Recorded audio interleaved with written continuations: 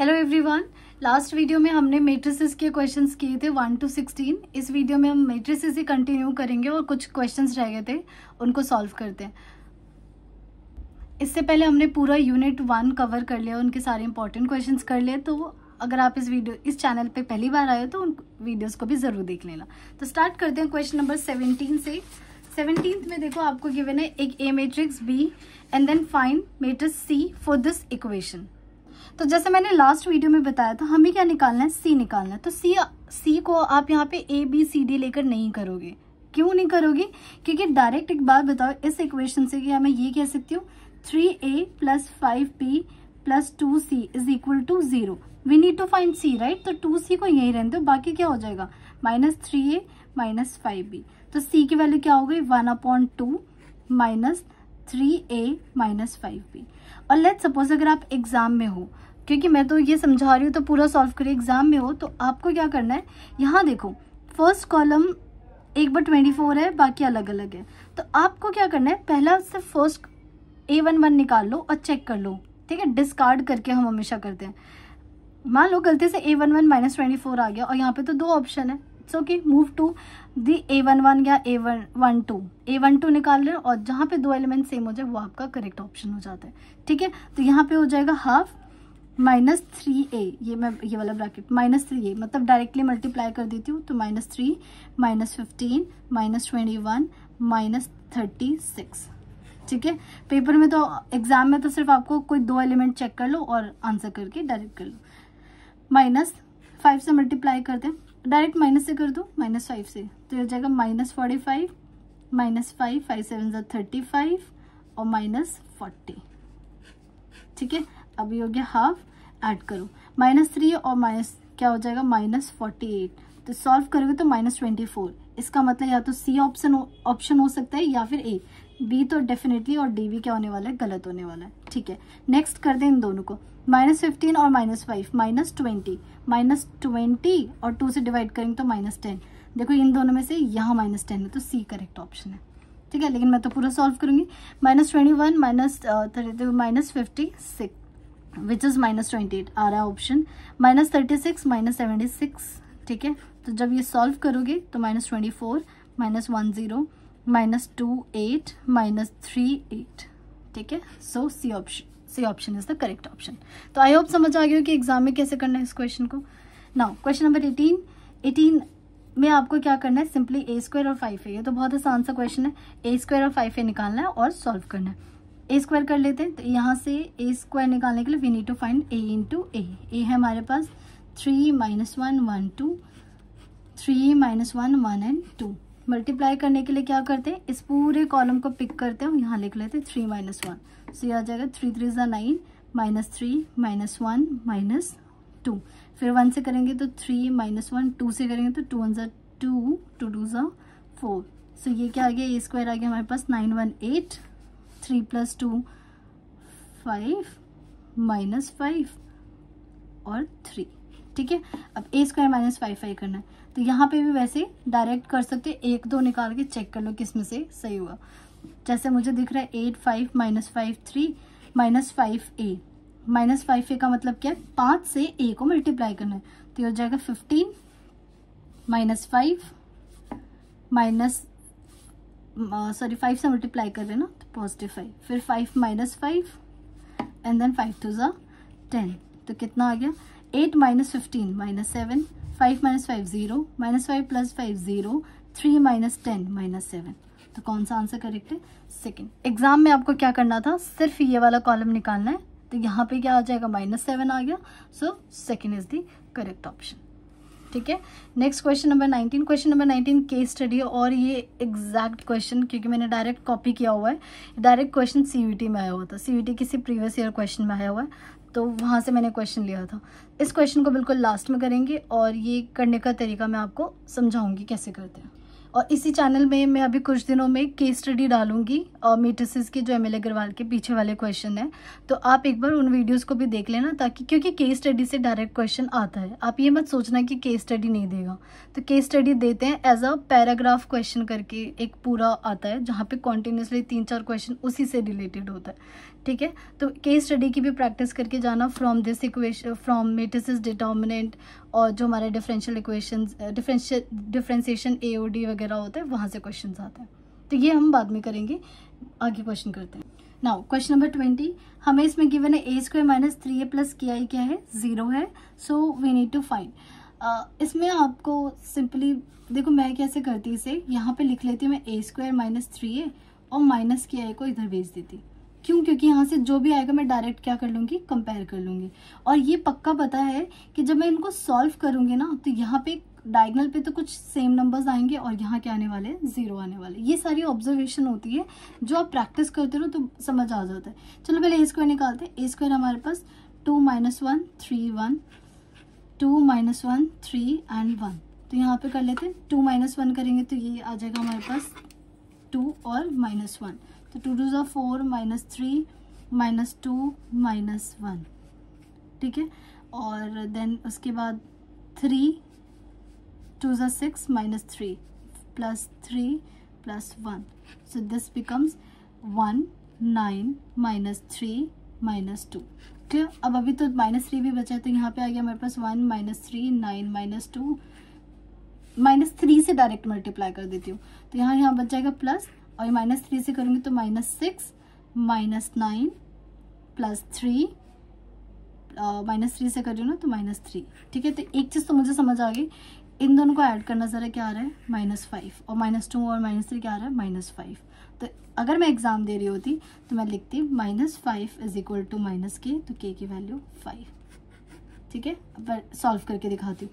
यहाँ पे -ki अभी भी है, इसे करेंगे सॉल्व तो क्या आ गया -5, 9 - 9 0, ये आ गया 0, -2 -3 -5, और यहाँ पे क्या है -k। i का मतलब क्या होता है, 1 0 0 1 होता है ना। तो क्या यहाँ पे क्या आप -5 पूरा कॉमन लोगे, -5 कॉमन लोगे तो क्या 1 0 0 1, और यहाँ गया -k 1 0 0 1, ठीक है। पर ये क्यों करना, क्यों टाइम वेस्ट करना है एग्जाम में। तो यहाँ डायरेक्ट कंपेयर करोगे तो k की वैल्यू क्या आ गई, 5 आएगी, -5 भी नहीं 5 आएगी, ठीक है। ये क्वेश्चन नंबर रिपीट हो गया दोबारा से, जो भी अभी हमने पीछे किया था वही रिपीटेड क्वेश्चन है। क्वेश्चन नंबर 22, a गिवन है और ka गिवन है, तो ये तो बहुत आसान है। k का क्या मतलब होता है, डायरेक्टली k से क्या होने वाला है, मल्टीप्लाई होने वाला है। तो ka क्या आ जाएगा, 0 2k 3k -4k। यही होता है k का मतलब कि multiply with each and every element, it is equals to 0 2b 3a 24। Compare कर दो, 2k की वैल्यू a 3a, ठीक है। फिर आए 3k की वैल्यू 2b, और -4k की वैल्यू कितनी आ रही है, 24। तो यहाँ से बताओ k की वैल्यू कितनी आ गई, -6 आ गई। अगर k यहाँ -6 है तो 2 - 6 और 3a, तो यहाँ 3 2, तो a की वैल्यू कितनी आ गई, -4। a की वैल्यू इन्होंने सबसे पहले ध्यान रखना, ऑर्डर भी ध्यान रखना। k की वैल्यू -6 अच्छा इन्होंने ट्रैप कर दिया। a की वैल्यू -4, तो देख लेते हैं -6 या -4, तो मैं आगे ना वो निकालती ही नहीं। क्या निकालना था, b, क्योंकि यहाँ पे एक ही पॉसिबल केस दिख रहा है ना, -6 -4। पर चेक कर लेते हैं 3k और नहीं, k की वैल्यू निकालनी है ना, 3 -6 2b, तो हो गया 3, तो b की वैल्यू आ गई -9। हाँ क्लियर। 23rd क्वेश्चन, 23rd तो बहुत अच्छा क्वेश्चन है और आई थिंक ये सबको याद भी हो गया होगा। The number of all possible matrices of 3 × 3, each entry 0 and 1। देखो 3 × 3 का मतलब क्या है, कितने पोजीशन है, 1 2 3 4 5 6 7 8 9। इसे हम परम्यूटेशन कॉम्बिनेशन से करते हैं। ये कह रहे हर एंट्री में ना या तो आप 0 लिखोगे या 1 लिखोगे। तो एक बात बताओ, 1 2 3 4 5 6 7 8 9, इसके लिए कितने चॉइसेस है, इसके लिए 2, या तो 0 करो या 9। इसके लिए कितने चॉइसेस है, 2। क्या हर एक के लिए 2 2 2 चॉइसेस होंगी। So total number of choices कितने हो जाएंगे, टोटल नंबर ऑफ मेट्रिसेस। तो परम्यूटेशन कॉम्बिनेशन में क्या करते हैं, अगर किसी को करने के m और n चॉइसेस है तो total choices m × n multiply कर देते हैं। सो इसका मतलब 2 × 2 × 2 × कितनी बार कर रहे हैं, 9 टाइम्स। तो 2 की power 9 which is equals to 5 1 2। So कौन सा आंसर करेक्ट है, डी, ठीक है। ये एनसीईआरटी का क्वेश्चन है। Now out of the following matrices choose the matrix which is scalar, ठीक है। अब अगर ध्यान से देखोगे ए बी सी डी सारे तो 0 मैट्रिक्स है, क्योंकि 0 मैट्रिक्स की डेफिनेशन होती है कोई भी व्हाटएवर द ऑर्डर स्क्वायर होना जरूरी नहीं है। अब स्केलर का क्या मतलब होता है? स्केलर मीन्स जो आपके एलिमेंट होते हैं ना, डायगोनल एलिमेंट, वो सेम होना चाहिए। और स्केलर की एक और कंडीशन होती है कि it should be a square matrix. क्या होना चाहिए? Square matrix. सबसे पहले बता दो यहाँ पे स्क्वायर मैट्रिक्स कौन है? एक ही है, तो यहाँ पे स्क्वायर हो गया, और यहाँ पे स्केलर है, इसका मतलब यहाँ पे के की वैल्यू क्या हो गई? 0 हो गई। So A is the correct option.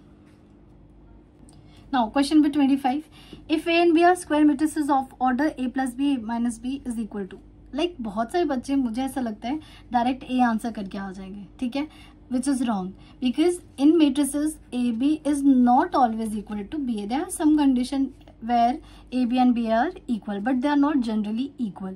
और बच्चे सोचते हैं oh this is A plus B and A minus B formula which is A square minus B square, A correct करके आ जाते हैं, but this is wrong.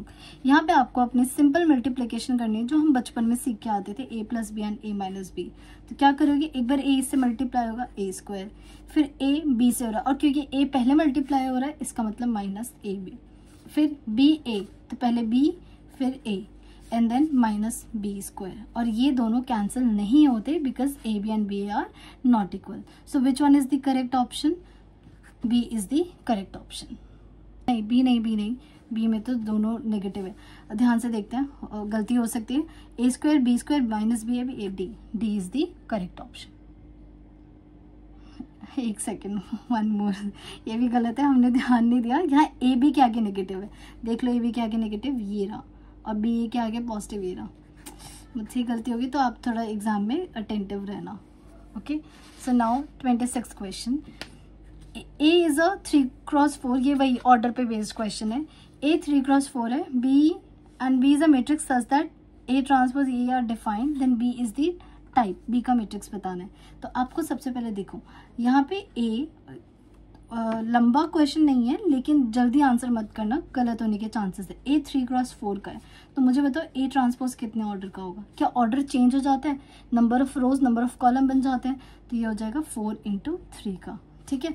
अब इन्होंने बोला कि ए ट्रांसपोज और बी पॉसिबल है, बी पॉसिबल है, तो मैं बी का जो ऑर्डर ले लेती हूँ m×n ले लेती हूँ, ठीक है। और ए ट्रांसपोज का ऑर्डर क्या है? 4×3। इन्होंने बोला ए ट्रांसपोज भी पॉसिबल है। कब पॉसिबल होते हैं? जब बी के नंबर ऑफ रोज और ए के नंबर ऑफ कॉलम्स क्या होंगे? इक्वल। तो एम की वैल्यू कितनी आ गई? यहाँ से 3 आ गई। अब इन्होंने क्या बोला है कि B A transpose is also possible, तो ये रहा बी का मैंने ले लिया था m×n, और ए ट्रांसपोज का ऑर्डर क्या हो जाएगा? 4×3। तो यहाँ पे अगेन मल्टीप्लीकेशन कब पॉसिबल है? जब number of columns of B and number of rows of A equal हो। तो यहाँ से एन की वैल्यू क्या आ गई? 4 आ गई। अब इट मीन्स जो what is the order of B? m3 आया और ये 4 आया, तो चेक कर लेते 3 × 4 कहाँ है? ए, तो A is the correct option. Okay, now 27th, अच्छा क्वेश्चन है ये भी। If A and B are symmetric, तो जल्दी से लिख लेते ए ट्रांसपोज ए के इक्वल और बी ट्रांसपोज बी के इक्वल। फिर हमें ना ए बी ए के बारे में बताना है कि ए बी ए कैसे है। तो जब भी ऐसा क्वेश्चन आए ना ए बी ए, तो आप इसका ट्रांसपोज ले लो और चेक कर लो कि जब आपने इसका ट्रांसपोज निकाला तो क्या वो ए बी ए आ रहा है या बी ए बी, जो भी ऑर्डर आ रहा है वो चेक करते हैं। अब देखो, जब हम मैट्रिक्स पे ट्रांसपोज लगाते हैं तो हमेशा जैसे ये ए बी का ट्रांसपोज करते हैं तो किसके इक्वल आता है? पहले बी लिखते हैं फिर ए लिखते हैं, तो पहले बी का ट्रांसपोज ए का ट्रांसपोज। बट अगर 3 हो तो क्या करना? 3 हो तो ना पीछे से शुरू करना। पीछे कौन है? पहले ए, तो क्या होगा? पहले ए का ट्रांसपोज, फिर कौन है? बी, तो बी का ट्रांसपोज, फिर कौन है? ए, तो ए का ट्रांसपोज। बट ए ट्रांसपोज किसके इक्वल है? ए, तो यहाँ से क्या आ गया? ए। बी ट्रांसपोज किसके इक्वल है? बी। ए ट्रांसपोज किसके इक्वल है? ए। जब आपने किसी मैट्रिक्स का ट्रांसपोज किया और वो बिल्कुल अपनी जैसे ही आ जाए तो इसका क्या नाम होता है? तो ये क्या हो जाएगा आपका? सिमेट्रिक। बिकॉज जब भी ए ट्रांसपोज ए के इक्वल आता है तो क्या हो जाता है? सिमेट्रिक हो जाता है। So it is a is the correct option, ठीक है। नाउ 28 में आपको देखा एक स्क्वायर मैट्रिक्स है, ठीक है। ए आई जे इज अ स्क्वायर मैट्रिक्स, मतलब इसका ऑर्डर क्या होने वाला है? n×n होने वाला है। इवन ऑर्डर्स, ठीक है, इवन ऑर्डर है, इसका मतलब 2×2 होगा या फिर क्या होगा? 4×4 ऐसा होगा। ए आई जे क्या दे रखा? i² - j² then. अब देखो इवन ऑर्डर दे रखा है तो मैं 4×4 क्यों लूँ? मैं 2×2 से चेक कर लेती हूँ, 2×2 से। तो यहाँ पे इसका मतलब a11 होगा, a12 होगा, a21 होगा, a22। एक को निकाल के चेक कर लेते क्या होगा। जब a11 करोगे तो क्या हो जाएगा? 0, A12 निकालोगे तो मतलब यहाँ लिखते हो, A12 निकालोगे तो 1 का स्क्वायर माइनस 2 का स्क्वायर, 1 माइनस 4 विच इज -3, यह आ गया -3। फिर 2 निकालेंगे तो 2 करेंगे तो 2 का स्क्वायर 4 माइनस 1 विच इज 3, ठीक है। और A22 करेंगे तो 0। अब बताने क्या है, चलो इसमें क्या क्या पूछा है। इन्होंने बोला A is a skew symmetric and determinant of A 0 है। इसका डिटर्मिनेंट निकाल के चेक कर ले, 0 तो ऑब्वियसली नहीं आ रहा, यह आ जाएगा देखो 0 + 9 विच इज 9, तो ये तो गलत हो गया। सिमेट्रिक तो है बट डिटर्मिनेंट 0 नहीं है, तो दिस इज रॉन्ग।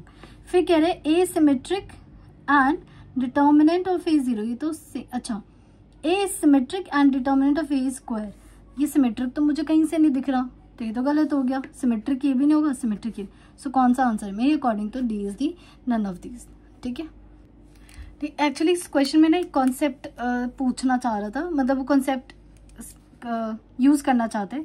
ये याद रखना नेक्स्ट एग्जाम के लिए कभी आ जाए तो, कि अगर कभी भी ए आपके पास स्क्यू सिमेट्रिक है वॉट एवर, हाँ skew symmetric with odd order, ठीक है, देन हमेशा उसका डिटर्मिनेंट क्या होगा, 0 होगा। तो ये चीज आपको याद रखनी है। बट इन्होंने ऑड ऑर्डर नहीं दे रखा, इन्होंने दे रखा इवन ऑर्डर। तो इवन ऑर्डर के केस में जब भी डिटर्मिनेंट आता है ना, वो हमेशा परफेक्ट स्क्वायर आता है। सो यहाँ पे तो मुझे कोई आंसर नहीं दिख रहा, so D is the correct option. अब मूव करते जो हमारा केस स्टडी वाला क्वेश्चन था उसकी तरफ। Okay, question number 19 case study. तो केस स्टडी करने से पहले मैं आपको कुछ चीज़ें बता देती हूँ। देखो, जब भी क्वेश्चन में कॉस्ट मैट्रिक्स की बात हो, कॉस्ट मैट्रिक्स हो, रेवेन्यू हो, सेलिंग प्राइस हो, रेवेन्यू हो, सेलिंग प्राइस हो, ठीक है, या फिर इंटरेस्ट हो, वो हम हमेशा ना कॉलम मैट्रिक्स बनाते हैं। क्या बनाएंगे, हमेशा कॉलम। रेवेन्यू की बात करें या इंटरेस्ट की बात करें, हम हमेशा कॉलम बनाते हैं। तो यहाँ पे बोला है 3 shopkeeper A, B and C, A purchase 10 dozen pen, 6 dozen pencil, B का दे रखा है कि इतनी नोटबुक, इतना पेन, इतना पेंसिल, C का दे रखा है सेम, ठीक है। और नोटबुक का प्राइस, पेन का प्राइस और पेंसिल का प्राइस आर ऑलरेडी गिवन। तो यहाँ पे क्या मुझे हर एक का कॉस्ट प्राइस गिवन है, तो जब भी cost price, selling price given हो, प्रॉफिट गिवन हो, इंटरेस्ट गिवन हो, तो हम हमेशा इधर कॉलम मैट्रिक्स लिखते हैं। तो नोटबुक का दे रखा है 40 पैसा, ठीक है, P लिख रही हूँ मैं ताकि पैसा, देन 1.25 रुपी, तो मैं डायरेक्ट इसको रुपये में ही चेंज कर देती हूँ ना सारे रुपीज़ में, तो ये हो जाएगा 0.4, ठीक है। 35 पैसा को क्या लिखेंगे, 0.35 पैसा, ठीक है। हमें इसमें पूरी कैलकुलेशन नहीं करनी। अब एक बात बताओ, ये जो है ये आपने किसकी इन्फॉर्मेशन लिखी है, नोटबुक की, ये किसकी लिखी है हमने, पेन की, और ये किसकी लिखी है हमने, पेंसिल की। Okay done. अब यहाँ पे अब आपको बनाना है एक दूसरी मैट्रिक्स। ऑल एक बात बताओ, जब भी हम ये क्वेश्चन करते हैं ना, हर क्वेश्चन में ना यूजुअली मल्टीप्लाई होता है। क्या होता है, मल्टीप्लाई होता है। तो जब आप मैट्रिक्स को मल्टीप्लाई करोगे, यहाँ पे यहाँ लिखोगे आप नोटबुक विच इज 0.4, यहाँ लिखोगे 1.25 और यहाँ 0.35। तो अभी मैंने मैट्रिक्स में मल्टीप्लाई करने का क्या सिखाया था कि जब ए मैट्रिक्स से मल्टीप्लाई करोगे तो पूरा कॉलम पिक करोगे, राइट, और यहाँ पे ऐसे रो बनाओगे, तो ये किसकी इन्फॉर्मेशन है, नोटबुक की, ये किसकी है, पेन की, और ये किसकी है, पेंसिल की। तो क्या नोटबुक यहाँ आने वाला है, राइट, फिर यहाँ पे कौन आने, पेन आने वाला है, फिर क्या आने वाला है, पेंसिल आने वाला है। इट मीन्स जब आप यहाँ इन्फॉर्मेशन लिखोगे तो नोटबुक, पेन और पेंसिल की लिखोगे। अब यहाँ पे ABC 3 लोग हैं, तो यहाँ पे ए ने कितनी नोटबुक खरीदी है, नोटबुक के बारे में कोई इन्फॉर्मेशन नहीं है, तो अभी रुक जाते हैं। 10 डजन पेन, तो मतलब क्या ये 120 आ गया। फिर 6 डजन पेंसिल, मतलब 6 7 72, सॉरी 12 6 72। बी ने 10 डजन नोटबुक, तो इसका मतलब 120। फिर 5 डजन पेन, 5 12 60 आ गया, ठीक है। फिर 7 डजन, 12 7 84, राइट। फिर उसके बाद सी, वैसे तो आप यहाँ से डायरेक्ट देख के बता देते, लेकिन मैं पूरा ही कर लेती हूँ। 11 × 12 विच इज 132, फिर 12 × 13 विच इज 156। और क्या इसने पेंसिल की इन्फॉर्मेशन बोली, नहीं बोली, तो ये बन गई आपकी ये अलग वाली मैट्रिक्स, राइट। और यहाँ पे कुछ नहीं दे रखा, इसका मतलब 0 है। अब क्वेश्चन में देखते, इन्होंने कहा है पी जो मैट्रिक्स बनेगी, जो भी ऑर्डर लोगे वो 2 × 3 की होगी। अगर मान लो किसी बच्चे ने नोटबुक, पेन, पेंसिल यहाँ ABC ऐसे लिख दिया, पर हर एक बार क्या 3 × 3 की नहीं बनने वाले, तो ये तो गलत हो गया, A is wrong. Q is the price matrix, और हमेशा 3 × 1, 3 रोज 1 कॉलम, तो यस हम हमेशा ज़्यादातर ऑर्डर इसी तरीके से लेते हैं, column matrix. Quantity of P, पता नहीं क्या दे रखा है, गलत। यहाँ पे देखो क्यों बोल रखा है इन्होंने कि आप ऐसे ले लो, रो मैट्रिक्स ले लो, नहीं तो रो हम नहीं लेते, हम हमेशा क्या लेते हैं, कॉलम लेते हैं अगर मुझे हर एक का इंडिविजुअल लेना है। सो डी इज करेक्ट। अगर मैं बी को सही बोल रही हूँ तो डी ऑटोमेटिकली करेक्ट हो गया। ई देखो क्या ई एक एक चीज़ मिल रही है मेरी 0 1 20, हाँ। सो मेरा कौन कौन सही है, बी और ई सही है। सो बी और ई कहाँ है, B and E, D is the correct option. तो ऐसे ना आपको अगर प्रैक्टिस करनी है तो ML अग्रवाल में पीछे बहुत सारी केस स्टडी दे रखी है, 3-4 दे रखी है, इन 3-4 केस स्टडी की प्रैक्टिस कर लो। तो यहाँ पे हमारा मैट्रिसेस भी खत्म हो गया। नेक्स्ट वीडियो में हम डिटर्मिनेंट करेंगे। एंड अगर आपको वीडियो अच्छी लगती है तो प्लीज़ लाइक एंड सब्सक्राइब, और इसे बच्चों से भी शेयर करो ताकि उनकी भी हेल्प हो जाए। Thank you everyone.